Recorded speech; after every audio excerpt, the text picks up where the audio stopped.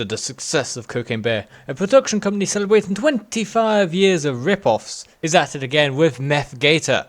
In the swamps of Florida, a giant alligator happens on a bunch of drug dealers that are trying to escape from the cops. The two drug dealers that are now separated, one gets attacked by the alligator, and obviously all the cocaine he was carrying was consumed by said alligator, and it all happened right in front of the cop who was attempting to arrest him. The second cop, the younger one, got eaten also right in front of the other drug dealer, the older crazy guy, and that gives him an opportunity to run away.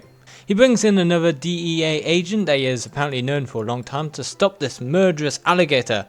Not animal control for whatever reason.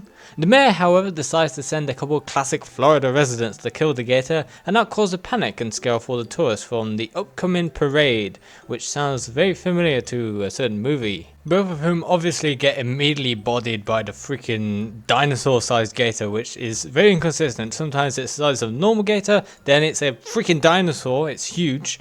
The gator then goes looking for more meth and attacks a bunch of fellow meth heads for their powdery magic.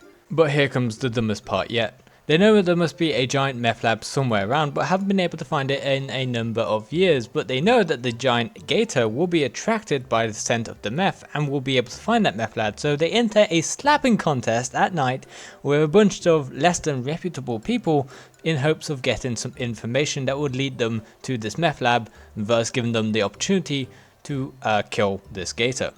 So after winning the slapping contest, despite being ridiculously outmatched by a much bigger guy, the host of the event agrees to take them on a tour of a meth lab for $5,000. The next day they follow him onto a zip line that would apparently take them across the swamps, but he reveals his intentions and he says he's going to kill them like any good James Bond villain would.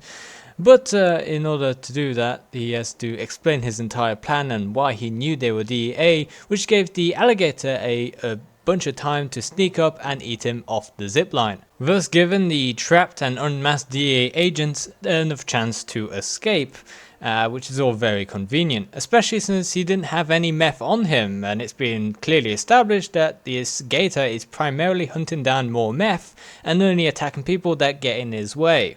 The mayor, however, is really guilty about the classic Florida residents he sent to be slaughtered by this gator, and he decides to lure the creature with his own meth, which we're not sure where he got it. Was he just keeping that for a good time, or I don't know. But he spreads some meth in the lake and it attracts the gator and he tries to shoot at it, but like everybody in this movie, he always flies above it. This goes to show that not even the makers know how big the gator is supposed to be, and sometimes it's flipping over cars with its giant tail, eating giant plus-size mares with a single bite, and being completely immune to bullets.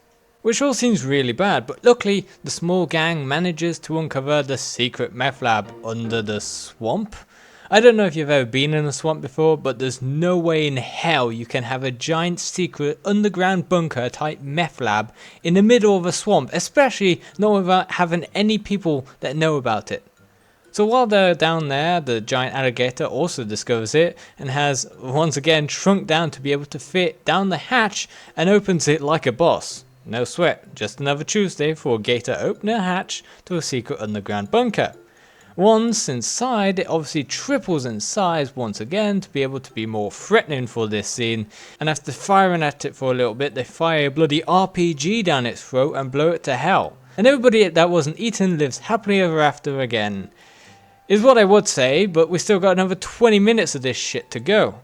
That's right, the gator that got an RPG exploded inside of it, well, it only lost a layer of skin like a snake would, so yeah, it's completely fine now. At this point, the parade was proceeding as planned, despite the mayor being eaten by the giant alligator that got its innards exploded, but is totally fine to roam around and keep eating people. And the rampage continues. He's finally eaten the last cop that we saw at the beginning, and leaves the last surviving members of the gang to think of a new plan. But what? He's immune to bullets, for the rare moments where people are actually pointing the guns at them, that is, and it's immune to explosions, even at close range. In its insides, it's completely walked away completely unscathed with all that. So what is there possibly left other than a nuclear launch decimating the entirety of the East Coast in hopes that this meth-fueled swamp beast would finally succumb to the damage? Nope, they just exploded it with fireworks. I wish I was kidding. They baited it to come near the fireworks and exploded them next to it, which was somehow more destructive than launching an RPG down its gut. Make it make sense.